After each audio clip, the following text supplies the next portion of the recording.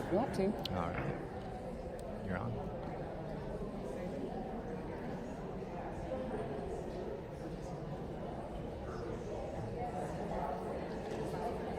Hello, ladies and gentlemen. Testing. I'm not a stage and podium type gal. I'm sure you've heard that before today. But we'll make it work. I'll do the things that I'm supposed to do. That's what I've been asked to do. So I'll do that. And so this actually works because I can see you all, and I'm so glad you're here. Now, who thinks they're from the furthest away? Where from? San Francisco, yeah? Who else is in Nashville? Washington State. That might be a little further. Yes. Seattle. Welcome to the South Coast, y'all. So glad to have you here. I am Angela Ellis, and I am from Nashville. So listen, if you need any recommendations for restaurants and places to go and honky tonks and hot chicken and any of the other madness we have going on in the city, it is bridal time, and this is the bachelorette capital of the world. Can you believe it? People would rather come here than go to Vegas. I don't know when that happened, but it did. So be on the lookout for them. They'll have on their cowboy boots and their pink hats. Just steer clear if you can. It gets wild. So today we're going to talk about inclusive leadership in action. And I think there's some other title on the roster on the agenda, but that's really what we're going to talk about. Putting inclusivity into action in your workplace. So we're calling it inclusive leadership because we believe that anybody who has the ability to influence others, to set the example for others, and to help others learn and grow is a leader. So when I teach leadership courses to high school students and college students, they are already leaders because they're in a position to influence. And so are you. So you are a leader, and hopefully by the end of the session you will have some information about how to be a little more inclusive in your leadership. So that will include learning some about becoming more aware of your biases and how to respond and react when you notice something that seems unbalanced, unequal, unjust for you or for others, right? So this is kind of the learning journey, the roadmap for today. We'll introduce inclusive leadership, talk about what it is, who the leader is, what those behaviors are. We will review 5 keystones of inclusive leader behavior, and we'll talk about, I think it's 3 mindsets of an inclusive leader. We'll explore ways to communicate in different situations. So we'll actually have an opportunity to look at some scenarios and talk through those together. And then we'll reflect on what you're doing now, what your experience has been around inclusivity, exclusivity, bias, diversity, all those things. We'll give you a chance to reflect on some of that and then figure out where you need to go from here, right? Now what? What's next? So that's where we'll go. So who are inclusive leaders? Now, I've already established that you all are leaders. So it's not about your title or who reports to you, right? You're a leader.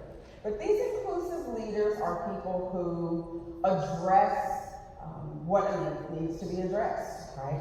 They see things maybe differently than other people see them.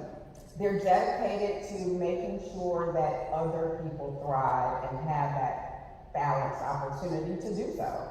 They foster authenticity, so they are their authentic selves and they invite other people to be the same. They challenge obstacles that stand in the way of peak performance. And they are constantly seeking to learn and help others learn as well. So let's kind of talk about how we can exhibit more of those qualities. Because sometimes we look at a list like that and we're like, yeah, I'm that, check, I do all those things. So how can we make it more of a priority? How can we push the inclusivity agenda, if you will, to make sure that it's happening all the time, ideally, but as much as we can influence, right? Because the organization really does, all the organizations you work for really do benefit from that, and we'll talk about that as well. So that when you are talking about inclusivity to maybe leaders in your organization, people leaders, I'll call them, you have the right language, like you're armed with data that you can say, we're not just doing it because it's nice. My grandmother would say it's nice to be nice, but there's more to it than that. There's more of a business impact, a bottom line impact to this issue of inclusivity. So, this is what they do consistently. If you have that workbook, there's like an 8-page workbook that we uploaded to the conference system. If you have that, then you'll see these statements as like fill in the blanks. And so, but if you're taking notes, have at it, take the notes. So it's about awareness, increasing awareness of the barriers that are standing in the way of different kinds of people, all having the same, opportunities. It's about mindset and cultivating that inclusive leader mindset. So we'll talk about a few of the mindsets that an inclusive leader has. And it's about learning and practicing a skill set that includes some behaviors, things you need to put into action, steps you need to take. That would also include, I think, language. So we'll talk, when we get to keystones, we'll talk about inclusive language, the things that we should be saying, perhaps the things we should not be saying in an inclusive environment. And listen, if you already consider yourself to be an individual who is doing those things, right? You've got an inclusive mindset. You practice inclusive behaviors. You are aware of barriers and what it takes to be an ally or an advocate. What I want you to focus on here today is how you can bring that to the forefront in your organization. How you can influence other people to be all of this, to do these things consistently. So awareness, mindset, skill sets, that's what we'll talk about today. So I mentioned that there are real business impacts, right? And so these are we call them the business effects.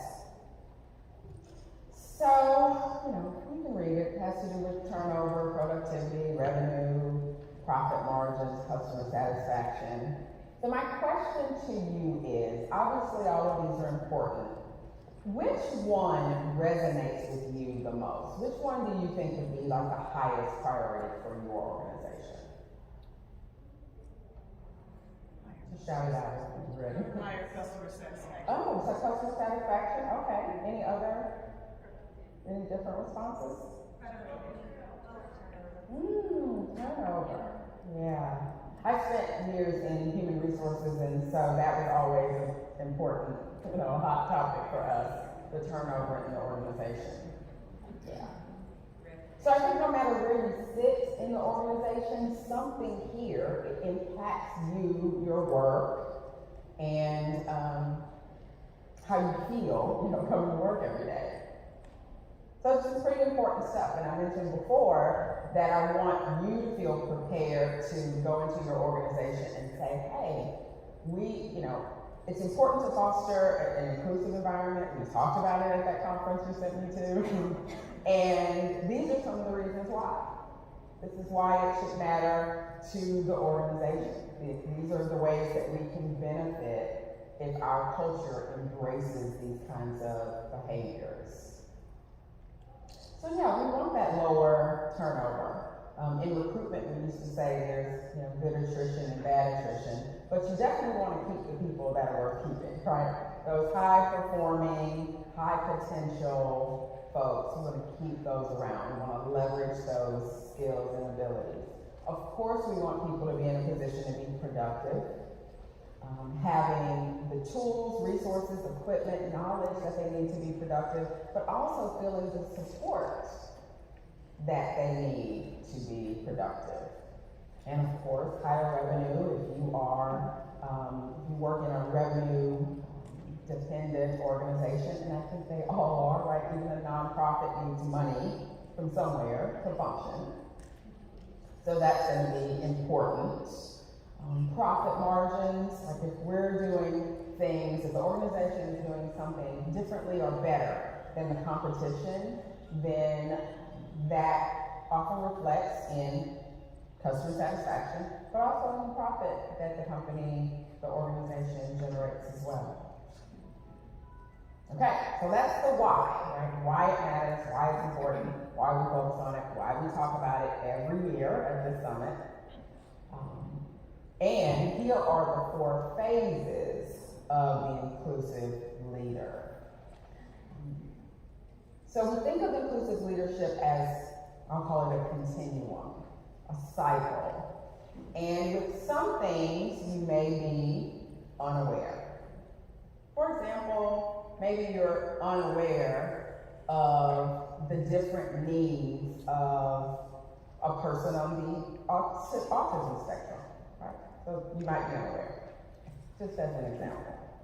Then there are some areas where you might be very aware, right?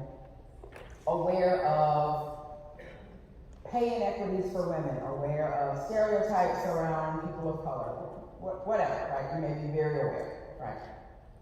There may be other areas where you're at the active phase, where you are actively voicing priorities around particular topics. So maybe it's, since most of us here are women, maybe it's being active around women's issues, advocating for more women in leadership, which brings us to phase 4, which is advocacy, right? Recognizing that there may be certain elements of discrimination or bias, and confronting those. Not only calling attention to them, but being a part of the process, putting steps in place to correct those things. For example, I worked for an organization years ago that had a college recruiting program. And the leaders in the organization were perplexed about why they weren't able to recruit more minorities, more people of color in this college recruiting program. Well, the college recruiting program only recruited at 2 schools, and both of those schools were 98% white. So you're not going to get a lot of minority recruitment when you're not going to schools where the black and brown people are. Okay. So there was a group of advocates who changed the structure of that recruitment program, and it became the minority recruitment program. They started going to different schools, predominantly black schools, historically black colleges and universities, like the one I went to. And they were making a more concerted effort to find those qualified, interested students that they can then mold in the organization. Because what happens is, if you're never recruiting those people early on, then how do you ever have those people in the higher up positions? If you're never bringing them into the organization and then molding them into the company culture and teaching them about the organization, teaching them to lead the organization. So then you end up with a deficit of diversity in your leadership. But it all starts with recruitment. And that organization got it and became an advocate for that. So again, you can be at a different phase of leadership, inclusive leadership, depending on the topic, right? Depending on the issue. And so we'll talk more about what each of these means and kind of how they look in action. Now, let me say that today we will mostly focus on the unaware phase and the aware phase. And then we'll ask you to do some action planning around how to be more active and how to advocate for others. So, let's ponder this question. What do you think are some issues that arise when a person remains unaware? When a person remains at the unaware phase, what might be some issues that arise from that? Feelings that hurt, yes. They appear insensitive. Small-minded or spoken about. What was that about? Issues are not spoken about. Yes. Lack of understanding. Lack of understanding, and I heard something right there. Oh, yeah, it's a cycle, right? Of the culture of a particular organization. Excluded. Yes. When someone's unaware, Yes, they may have microaggressions unbeknownst to themselves. absolutely. When they're unaware, they're doing it and they don't even know They it. don't even know it. Which is Right. so sad because they have to develop a lens to view it Yeah. so they can see it. Absolutely. They have to develop a lens, and that's perfect verbiage because we'll be talking more about the lens through which we see things. So yes, so sometimes we have to activate our own behavior to help those people who are unaware shift to awareness, right, to help them. Because as you mentioned, sometimes they just don't know. They don't know. They don't even recognize it. And I was talking to a colleague on the way over here, and we were just saying how sometimes people think what they think, believe what they think, because their mom and daddy told them certain things, and their mom and daddy told them certain things, those same things, and then, so it's been ingrained in them since forever. So as far as they are concerned, it is gospel, it's the truth, right? And so we have to help guide, gently push, shift for that shift, right? So here's what I'd like you to talk about in groups. So you can just group together with the people around you, like right in front or in back of you, four people, 5, 2, 3. I'll let you manage it yourself. And what I'd like you to talk about and answer is, what could someone do to progress from phase 1 to phase 2? What are some steps that someone can take? We'll give you a few minutes to talk about that amongst yourself.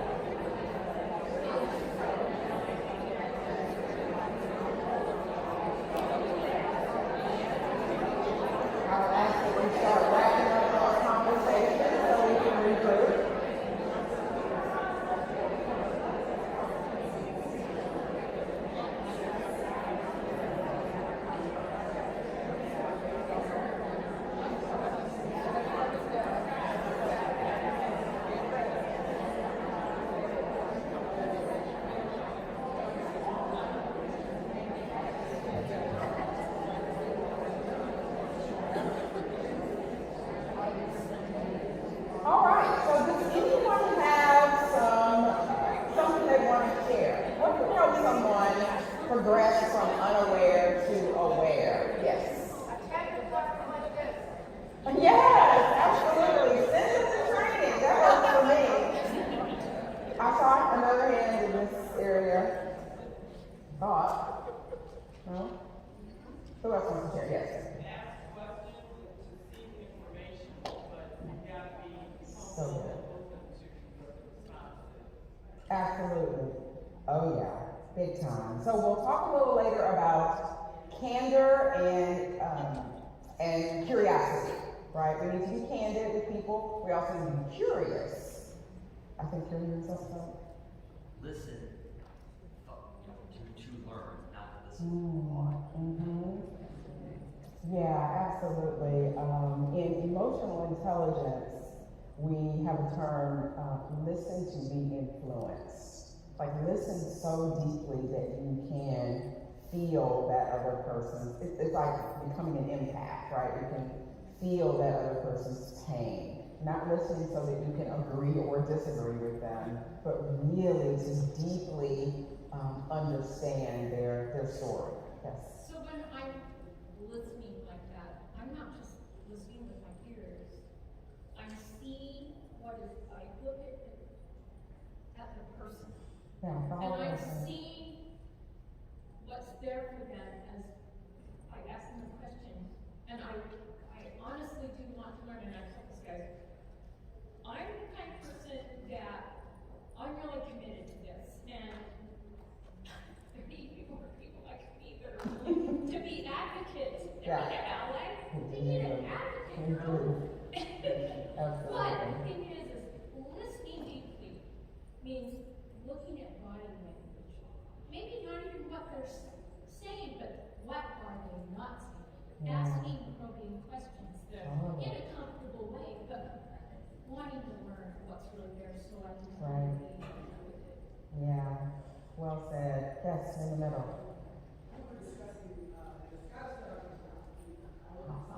Yeah.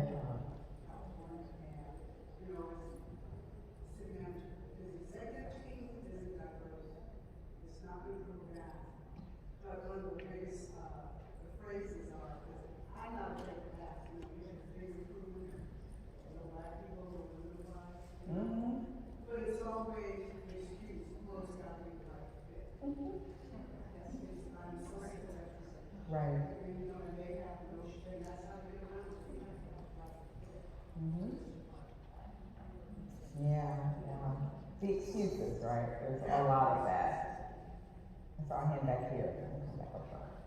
I heard at the 2019 summit, someone said, be curious, be kind, and be ready to be wrong.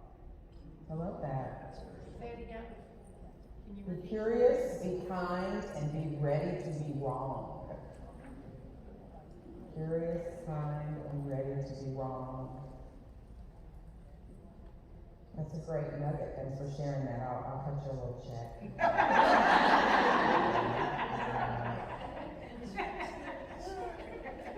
You're helping me do my work. I think that's it.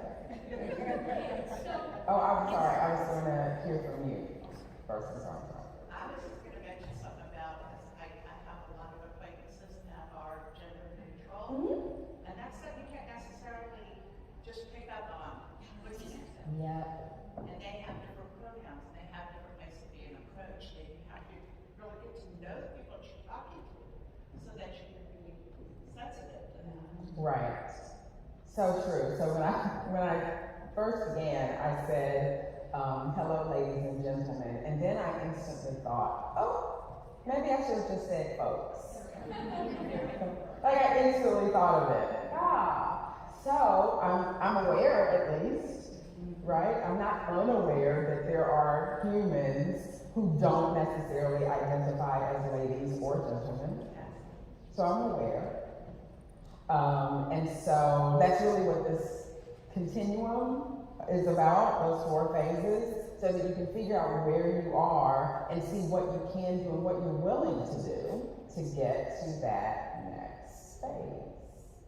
And it's okay if you're not at advocacy phase for everything, for every demographic, for every human on the planet, right? It's okay. Give yourselves, some credit and a little leeway on that. Because that's not going to all happen realistically all at the same time. But as you realize, because the gender neutrality, I won't say it wasn't an issue. We weren't talking about it the way we are now. So 20 years ago, that wasn't a corporate subject. So, but now that it is, it's time for us to move along with how other people, what other people's needs and preferences are, so that they can feel respected and welcomed and be their authentic selves, right? I almost got caught recently, this week, Tuesday. I met a woman and she was describing her spouse to me, and I'm instantly envisioning a man, and then her spouse walks in the room and it's a woman. She has a wife, right? And so I actually embrace those moments because they help me to become a better version of myself. It helps me to bring those things to the forefront and say, okay, if I missed it, maybe somebody else missed it. I need to be more active and encourage other people to be more active around that subject, right? Yeah. That's not going to do other thoughts. Yes. So there's one group that we haven't talked about, and that's individuals who have disabilities. Yeah. And those disabilities may be seen or unseen. Right. But providing a space for people with someone with a disability to show up and providing them the ability to fully participate is one of the most rewarding activities I can So as I was walking up and checking in today, there was a woman, she may even be in the room, who came up to the information desk to give some feedback. And she said that she is differently abled, like differently able physically. And so it was so helpful for her to be able to join the virtual sessions this morning, even though she's physically here, but she's not moving as well and as fast as she once was. So having that option was helpful, right? And I think a lot of times when we plan a hybrid event like this, we're really just thinking about COVID, right? Some people aren't comfortable being in person, some people aren't comfortable traveling, and all of those kinds of things, like we did the fully virtual conference last year. But there are different reasons why hybrid works for people. Even if, she's okay to come to half, the morning sessions, she may need to just go lay down by the evening, right? So taking into account how those differences of abilities, as you mentioned, that we can see or not see, how that is impacting people's ability to function and get the most out of every experience. So if that's happening today at this conference, this event, it's probably happening in the workplace, right? It's impacting someone and we're missing it. Yes. So you bring up a really good point, and I struggled with that. This is my first conference with IAAP, and there weren't COVID considerations on the first day of registration. We had to say something to say, hey, we're just sanitizing the station. For me, it was hard to look in the audience and see so many people of color, but I didn't see that reflected in the board of directors when they were coming out. That was hard for me. It was hard for me to say, there was like, they were blocking the door and going like, there's nowhere for someone to sit if they were pregnant or couldn't move or were injured or if they had to wait or, it was those things, and I was like, how was that missed? And so it is for me, I'm struggling with that. Like, I'm struggling with that. I've been struggling with that since being here and seeing like all of these things where maybe it didn't affect me, or I didn't even think about that. I didn't even think about like being unaware, and just now I'm aware. I'm like, there's not even gender neutral restrooms in this entire place, or if someone's room Right. But Right. if somebody is physically disabled, even if it's like for a moment. For a moment, even if you just got a cast on your Just foot. like class, I'm like, oh my gosh, I have to get all the way over there. There wasn't a golf cart, I didn't see a scooter, I didn't see anything. I was like, how would they even maneuver? And then you brought that, I was unaware, and now I'm aware. I'm like, oh gosh, I didn't even see that. As But I was in there struggling, looking just for a toilet to cover, I was like, oh gosh, there's nowhere someone was in a situation that. Yeah, but I think the answer is in the first part you said, that when you look at the board of directors, they don't necessarily reflect the members of the organization.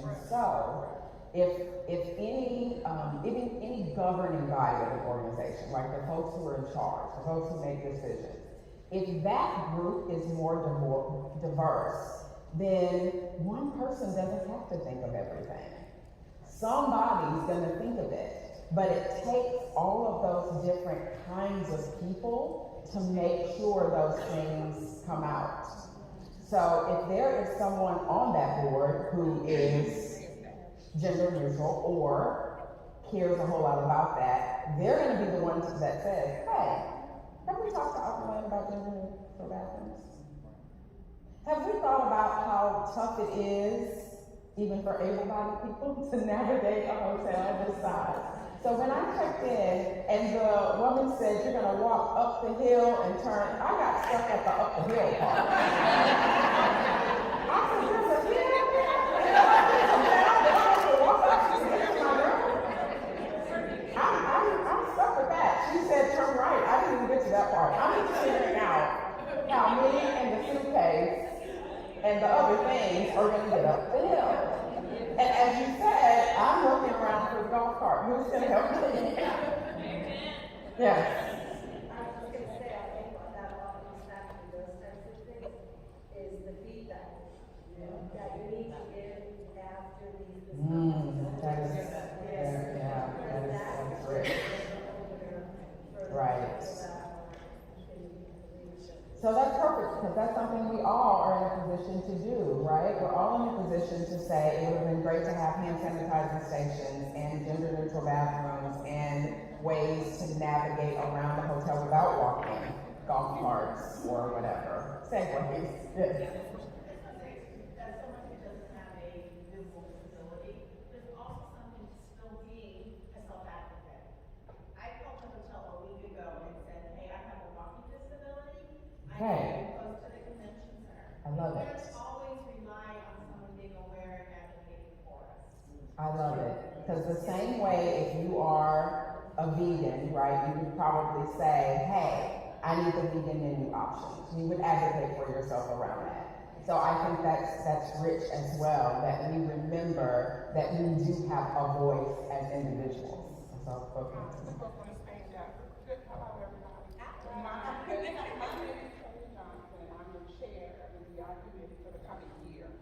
So I am here. Also going to be activating board member now.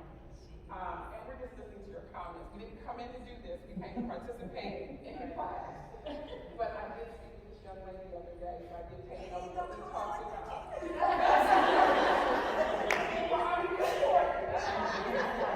But I am hearing your comments, and we are very concerned because there were some things that we noticed that was not done. Right.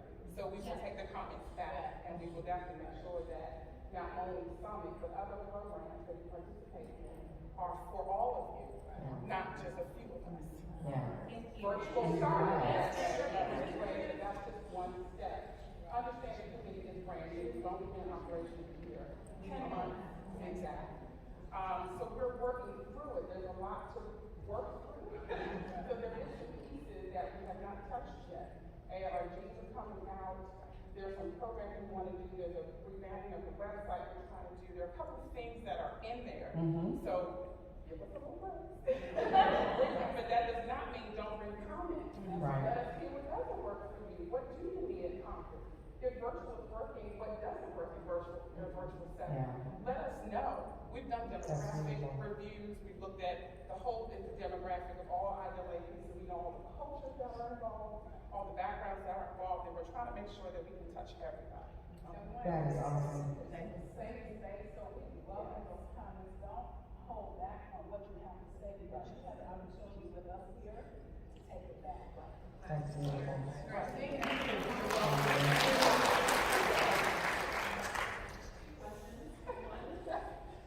can we get that feedback? And two, can we get pronouns on our name tags this year? Yes, we've been talking about the pronouns already. And also for people to know who you are, I don't always sit on the IAAP and range director too. So you don't know that from a name tag, you're always from tag. And we will definitely work on how to ensure you have access to us. Yes. And you mentioned how to give the feedback. There's a survey at the end. But these individuals are here right now. They're listening and taking notes. So this is exactly what going from aware to active looks like. They are demonstrating it for us right now. That is what it looks like. Yes. Yes. Yes, and I love this organization because it's so diverse. I see black women presenting, and I was in the organization before. And I was probably the only one or two black women in the whole conference. They've been there. So Yeah. this is an organization that catered for mentoring people who want to go to the city manager's office. Mhm. White men and white women. So I really love this organization because it is so reflective of that. Yeah. They're a great example of how things should be done. Yeah, and I mean, I think we get that the organization is not perfect, no organization is. But as I said, this is a perfect example of what it's like to move through the different phases so that we can get closer to where we all want to be. One person can't think of every issue, but when we put together our collective voices, we can bring those issues to the forefront. And kind of like you mentioned, it takes time and opportunity. These things don't change overnight. So it takes some time to make sure there are pronouns on the name tags next year. It takes some time to find a venue that has all of the things that we're looking for, right? So yeah, it does take time. I think there was another, yes. Could you repeat your name but louder? My name is Kenya Johnson. Kenya Johnson, if you didn't catch that. Yes. Do you need volunteers or any type of interaction besides just feedback? Always need volunteers. Always need volunteers. Even if it's at the branch level, Yeah. we need volunteers. Hands on deck. Right now, it's what's pivotal for us because we know what you want and what you need. LaShawn and I look similar, but our needs aren't yours.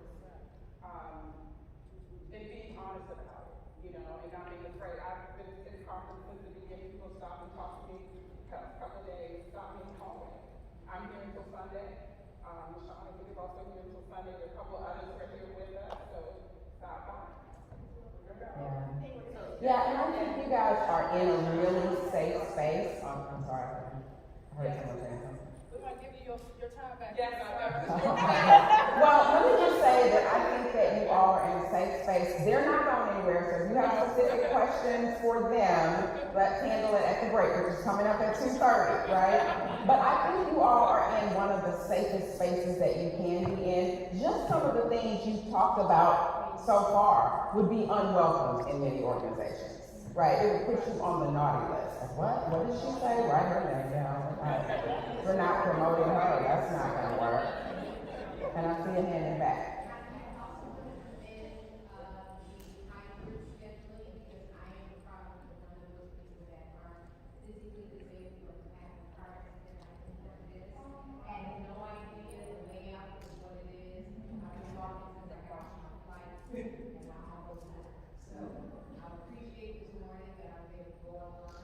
Yes.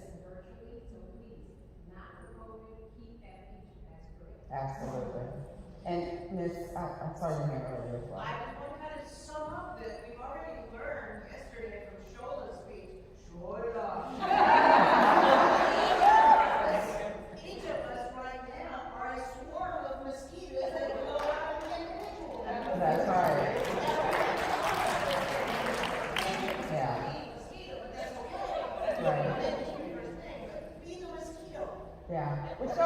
what I think it was Ann who said about us being self-advocates, right? People don't necessarily know what you need. That's why advocacy is a part of this, these 4 phases, because we recognize that it's important for someone to bring it to the attention of decision makers, people who can impact the systems, not just one event, not just one day, not just one person, but the very systems that how decisions are made and all of those kinds of things. Thank you for that robust discussion. You guys are amazing. We're going to talk a little bit about these 5 keystones of inclusive leader behavior, because I want you to have more opportunity to engage with each other and share your ideas as well. So 5 keystones. Language is one of them. I mentioned before how we talk, what we say, what we decide not to say is important. So being an adopter of inclusive language is important. Prioritizing inclusion. And if you have your device and you're gonna like take a picture of this screen, wait till it's full, right? So I've got 3 more clicks to go. 3 more clicks. Just a heads up. Prioritizing inclusion, not just making it something that we talk about, but making it really an expectation. Of course, asking the questions, challenging the norms. We always do this. We've always done that. But it's not working. Let's talk about doing something different, right? So challenging the norms. Embracing change. I've already forgotten what you said, but I remember the last thing was willing to be wrong. And Curious, be kind. thank you. Curious, kind, and willing to be wrong. So embracing change, that's a part of embracing change. When we decide to change something, when we even just recognize that maybe it's not working as well as it could for all, we have to be willing to make some mistakes, try something that doesn't work, and then correct course and do something else, right? I think that also involves gathering feedback, as we've been doing just now, right? Because if we don't share those thoughts and those needs, then those issues just continue and really grow. Awareness of intent versus impact. I'll say a little bit more about that in a moment. And then bias awareness. We'll talk a little about that too, before our break and then after our break. So let's talk a little bit about, let me go back. Because I told you to wait, so you can take your picture, and then I went too fast. There we go. It is in the app. Yeah. Yes, it is on the app.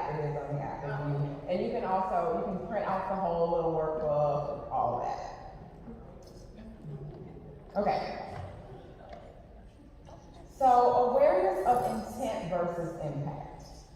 If you or someone you know is often saying, that's not the way I meant it, you took it the wrong way, you don't understand my sense of humor, then the intent is not aligning with the impact.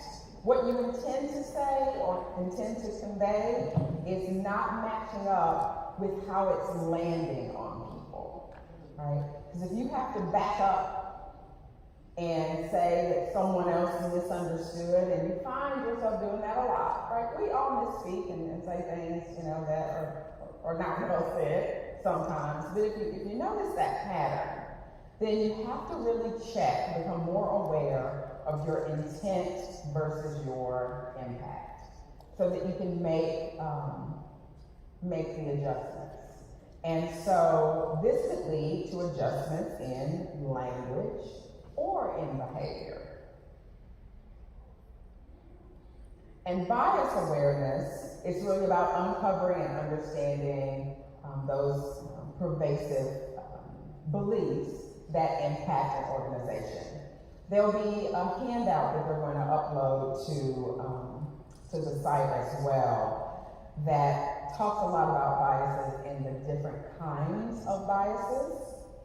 I'll just say that biases exist in our subconscious for good reasons. It's how, since the days of the caveman, it's how people stay safe. Oh, that's a dark cave. That's not a safe place for me to go. Oh, this doesn't look, that looks a little questionable. I'm gonna make sure I walk in the parking lot in a well-lit area, when I'm by myself at night, right? So our biases exist for a reason. They protect us, they help us protect others, they help keep us safe, they help us make decisions about what to do and what not to do. The problem becomes when those come into the workplace and affect how we treat others, how we promote, how we hire, all those things, right? That's where the problem is, and where it lies. So I'll tell you this story. There was a guy named Daniel who was moving from Atlanta, Georgia, to a small town in the Midwest. And that was, of course, it's going to be a big change for him. And his boss realized that, hey, Daniel is the first person of color that this organization has ever hired. He probably doesn't realize he's coming into an all-white organization. So before Daniel got there, she talked to her staff and set some expectations about inclusivity, inclusion, helping Daniel feel welcome, making sure that he had the resources and support that he needed, creating that harmonious environment. She set, as the top leader in the organization, she set that as the expectation for how he was going to be treated before he even got there, before it became a problem. So she was proactive with that. So she was aware of some potential biases that could affect Daniel. Then when Daniel got there, she sat down with him and said, hey, you're welcome. Here are my expectations of everyone on the team. Here are my expectations of you. Now, what do you need from us to be successful? Right? So she didn't just cross her fingers and hope that everything would go okay. She put some things in place to make sure that it did. And let Daniel know that she would have an open door and she would be there to help and assist if things weren't going as expected. But she communicated that very openly and was honest about the fact that there might be those biases and they could affect this person. So here's what I'd like you to do. You can work in the same groups you were in before if you would. I'd like you to talk about these three. I talked a little bit about bias awareness and awareness of intent versus impact. I'd like you guys to talk to each other and answer these questions. So around inclusive language, one thing you can start saying and maybe something you should stop saying. So maybe it's not you, maybe it's someone else. Maybe it's someone else's language, right? Okay.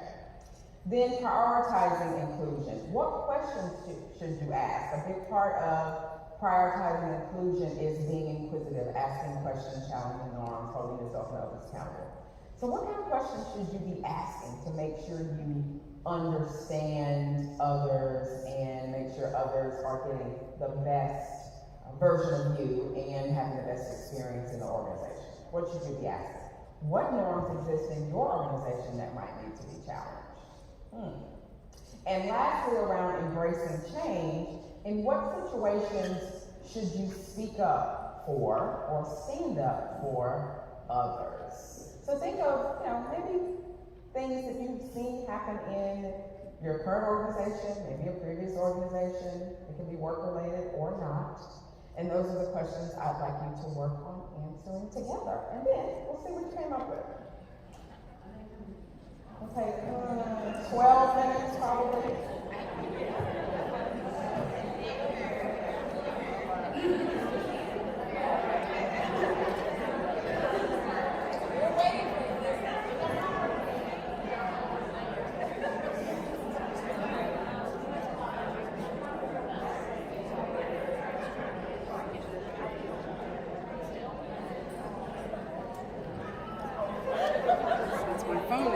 I have absolutely no idea what time it is. That says 50.